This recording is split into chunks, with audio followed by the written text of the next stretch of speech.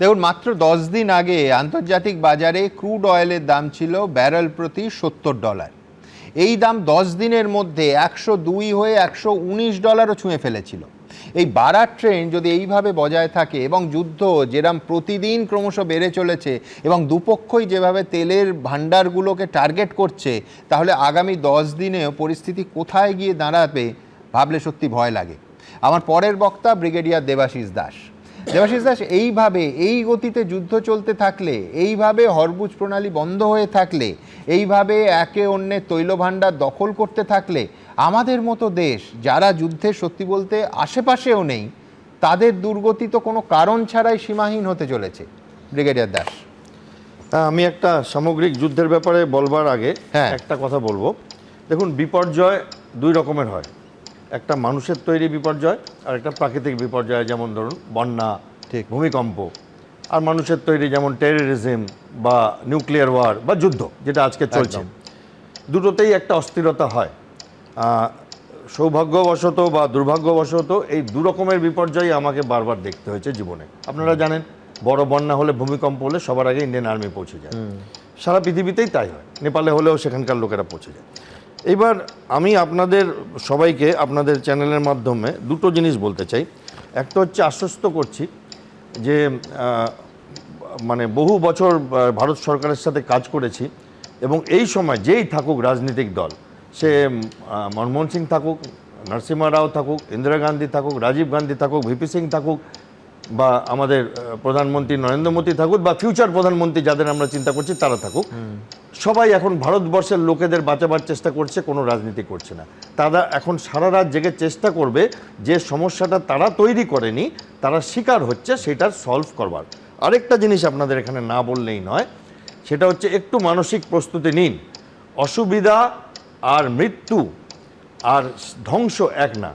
এই মুহূর্তে ইরানে ওষুধ নেই, টেলিফোন নেই, ইন্টারনেট নেই, খাবার নেই, জল নেই। ইসরায়েলও তাই।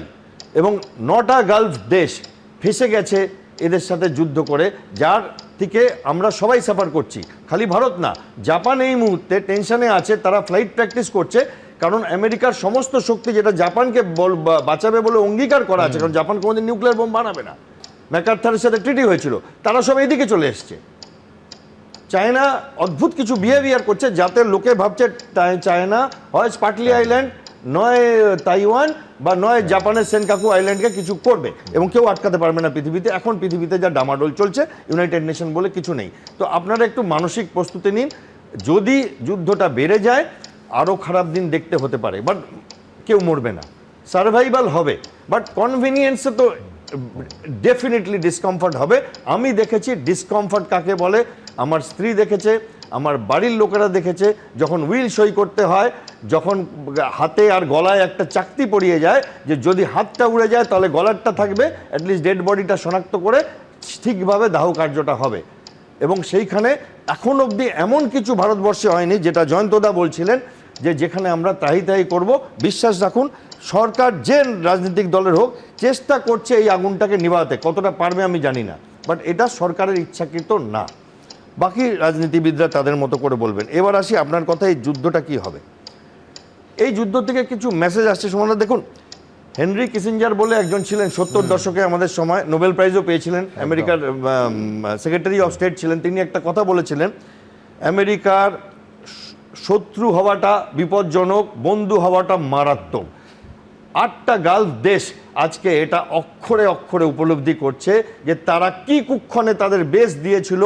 তারা, আমি তো এই অনেকগুলো দেশে গিয়েছি, চিন্তা করতে পারছি না যে দুবাইয়ের এয়ারপোর্টে বোম পড়ছে, শপিং মল, তার ওই শপিং মলের সাথে ওই লম্বা বিল্ডিংটা বুর্জ খালিফা, সেখানে বোম পড়ছে, আল আরাবে হচ্ছে, মানে ইটস ইম্পসিবল ভাবার জন্য। তো এই দেশগুলো মূল্য চুকাচ্ছে একটা ভুল লোকের সাথে বন্ধুত্ব করে। আরও কিছু জিনিস আসছে, যেমন ইরানের তো এতক্ষণে হেরে যাওয়ার কথা। ট্রাম্প নিজে বলছেন 5000টা টার্গেট মেরেছি, ইসরায়েলও মারছে। কিন্তু স্ট্র্যাটেজিটা কি ইরানের? কোনো কি স্ট্র্যাটেজি আছে? নিশ্চয়ই স্ট্র্যাটেজি আছে। এখানে একটা ব্যাপার, ইরান একটা স্বৈরতান্ত্রিক দেশ হলেও স্বৈরতন্ত্র এসছে মিলিটারি কু দিয়ে না, স্বৈরতন্ত্র এসছে রিভলিউশন দিয়ে। যেমন ফ্রেঞ্চ রিভলিউশন হয়েছিল, যেমন চাইনিজ রিভলিউশন হয়েছিল, যেমন জার হয়েছিল রাশিয়াতে। ফলে সাপোর্ট কিছু আছে, এখন তারা আরো ইউনাইটেড হয়ে গেছে। একটা সময় ছিল জানেন, আইআরজিসি যেটা বলে রেভলিউশনারি গার্ড আর ইরান আর্মি প্রায় ধরুন আপনার 6 লাখ, আইআরজিসি 2 লাখ, এদের মধ্যে একটা বনিবনা হতো না।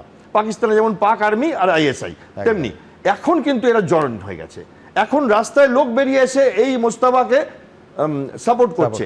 এই মোস্তফাকে যাকে আইআরজিসি বানালো এবং রাষ্ট্রপতি একটা ইউটার্ন নিচ্ছিল, সোজা আবার তাকে ইউটার্ন করাতে হলো, এবং সেই তার ক্ষমতা দেখাচ্ছে আইআরজিসি মোস্তফাকে বানিয়ে। এবং এই মোস্তফাকে, যার বাবা মারা গেছে, মা মারা গেছে, সবাই মারা গেছে, ভাই বোন সবাই মারা গেছে, সে একটি উন্ডেড টাইগার, এবং তাদের কাছে এখন হারাবার কিছু নেই। এবং তারা এখন ওই হরমুজ প্রণালীর তলায় আমি গ্যারান্টি দিয়ে বলতে পারবো না সাবমেরিন বসিয়ে রাখেনি। দ্বিতীয় কথা, কোথাও একটা দেখা যাচ্ছে আমেরিকা যতই হুঙ্কার করুক, একটা এই যুদ্ধের থেকে এখন পলায়ন বৃত্তি আমি দেখতে পাচ্ছি, যেটুকুনি আমি বুঝি, যেটা আমরা আপনার সাথে প্রোগ্রাম করেছিলাম আফগানিস্তানে হয়েছিল, এত তাড়াতাড়ি পালাচ্ছে যে প্লেন থেকে লোক পড়ে যাচ্ছিল। এবং কত কত শয় ট্যাঙ্ক আফগানিস্তানে রয়ে গেছে, তাদের এরোপ্লেন হেলিকপ্টার সমস্ত রয়ে গেছে, এবং তারা তখন পলায়ন করেছিল, ভিয়েতনাম থেকে পলায়ন করেছিল। পলায়ন করবার নীতি আমেরিকার আছে, এবং তারা এই যুদ্ধ থেকেও এখন একটা পরিত্রাণ চাইছে, কারণ ট্রাম্পের ডোমেস্টিক পপুলারিটি কমে যাচ্ছে, বাই ডে চলে যাচ্ছে। এবং এই অস্থিরতাতে লাভ হচ্ছে একমাত্র রাশিয়ার, লাভ হচ্ছে চায়নার কেন লাভ হচ্ছে? সাউথ চায়না সি ফাঁকা, এবং আমেরিকার ট্যাকটিক স্ট্র্যাটেজি সব ওরা জেনে যাচ্ছে যে কিভাবে ওরা রিয়াক্ট করবে যুদ্ধেতে, পরের যুদ্ধের জন্য তারা তৈরি হচ্ছে। আর রাশিয়া তেল বেচে ফুলে ফেপে যাচ্ছে। ইসরায়েল নিয়ে দুটো কথা বলবো। এই দেশটি আমেরিকাকে ব্যবহার করে নিখুঁতভাবে ইরানের মিলিটারি বলুন, সিভিলিয়ান ইনফ্রাস্ট্রাকচার বলুন, স্কুল বলুন, হাসপাতাল বলুন, সব শেষ করছে, দায়িত্ব নিয়ে শেষ করছে, এবং সারা বিশ্বের কেউ এটা নিয়ে কিছু বলতে পারছে না। এইখানে একটা ইউনাইটেড নেশন মানে ডিফাঙ্ক্ট হয়ে গেছে একরকম, মানে আমার মনে হয় তাদের আর বন্ধ করে দেওয়া উচিত। এবং এইখানে একটা মেসেজ যাচ্ছে সারা পৃথিবীতে যে যদি শক্তিশালী না হও, যদি নিউক্লিয়ার পাওয়ার না থাকে, যেন তেন প্রকারণে জোগাড় করো। শুনতে পাচ্ছি ইরান নাকি নর্থ কোরিয়ার থেকে জোগাড় করবার চেষ্টা করছে, এবং তারা নাকি তাদের তেল দিবে। এটাও শুনতে পাচ্ছি একটা ট্রেন লাইন হয়েছিল চায়না থেকে কাজাকিস্তান হয়ে তুর্কমেনিস্তান হয়ে আসবে ইরানে, শুনতে পাচ্ছি সেটা দিয়েও নাকি কিছু সাপ্লাই আসছে। আজকে ইরানের ফরেন মিনিস্টার বলেছেন 1000 বছর যুদ্ধ চালাবো দরকার হলে। তো এইখানে আসে যে রিভলিউশনারি ফোর্সেস, তাদের কিন্তু সব গিয়েও একটা জিত থেকে যায়, সব গিয়েও একটা থেকে যায় শক্তি, যেইটাকে আফগানিস্তানে আমরা দেখেছি। ইরান কিন্তু আফগানিস্তানের ডবল সাইজ, ফলে এই যুদ্ধ বাড়তেও পারে, আবার হট করে হয়তো ট্রাম্প পুল আউট করে যেতে পারে অন্যদের দায়িত্ব দিয়ে। আর পাকিস্তান ফেসে গেছে, কারণ তাকে একদিক দিয়ে ইরানকে ভালোবাসতে হবে, পাকিস্তানের রাস্তায় রাস্তায় লোক বেরিয়েছে, আবার একদিক দিয়ে আমেরিকাকে ভালোবাসতে হবে, সৌদি আরবকে ভালোবাসতে হবে। তারা কি করবে জানে না। আর একটা কথা বলে শেষ করব। আজকে অস্ট্রেলিয়াতে কালকে একটি উমেন্স ফুটবল টিমের 5 জন প্লেয়ার তারা ওখানে খেলছিল, এবং তাদের দেশে ফেরার কথা, তারা দেশে ফিরতে চাইছে না, কারণ তারা ন্যাশনাল অ্যানথেম গাইনি বলে তাদেরকে ট্রেটার বলা হয়েছে। ওরা বলছে মেরে দেবে, পলিটিক্যাল অ্যাসাইলাম চলছে। তো সারা পৃথিবীটা অশান্ত হয়ে আছে, আমাদের শক্ত করতে হবে, এবং পরিস্থিতির আরও মানে শক্তিশালীভাবে মোকাবিলা করবার জন্য মানসিক প্রস্তুতি নিতে হবে, তাহলে বেরিয়ে আসব। আর আমার মনে হয় এইখানে কোথাও একটা ইরানকে যেমন ভাবা হয়েছিল সিরিয়া, লিবিয়া বা গাজা স্ট্রিপের মতো ধ্বংস হয়ে যাবে, সেটা দেখতে পাচ্ছে না। এবং ট্রাম্পের একটা কোথাও আশঙ্কা হচ্ছে যে হয়তো আমি একটা বাজে যুদ্ধে ফেসে যাচ্ছি, যেটাতে আমি একটা নোবেল পিস প্রাইজ চেয়েছিলাম শান্তির জন্য, এখন আমি অশান্তির জন্য আর কি সারা পৃথিবীতে ইতিহাসে জায়গা। এবিপি আনন্দ, এগিয়ে থাকে, এগিয়ে রাখে।